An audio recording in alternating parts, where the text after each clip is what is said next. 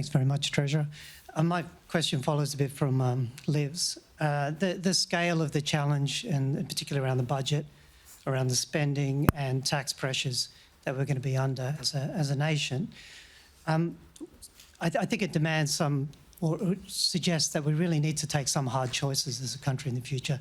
So what are the hard choices that we as a country are going to have to make either in the coming years or decades to get what the IGR says is going to be a rolling 40 years of deficits essentially under control? Yeah. Well, I think in an ongoing way, our government and future governments will try and find the best combination of spending restraint, savings and meaningful tax reform. That's what Katie and I have been doing with the help of the ERC colleagues and the officials in the room. We've been trying to find that best balance, and we've made a hell of a lot of progress in 15 months. You know, the deficit for last year was projected to be $78 billion. It became a surplus north of $20 billion.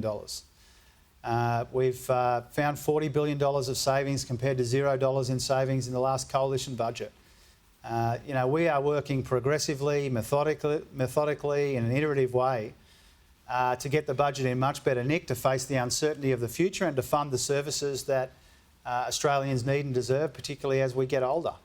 So we've made a heap of progress. And there's a number which isn't in the IGR, which is Treasury analysis, which shows that because of the approach that we've taken to those first two budgets, our interest costs alone are projected to be cumulatively 25% lower than they would have otherwise been over the next 40 years.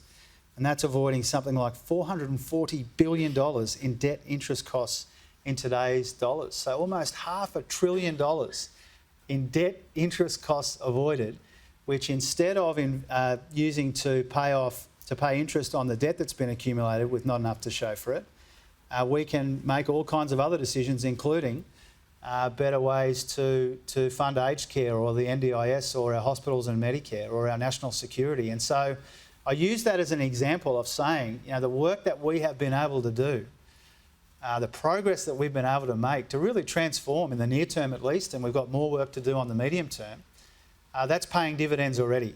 And that's the sort of approach that you should expect to see from us, not just in the first couple of budgets, but really any of the budgets that we have the opportunity to hand down.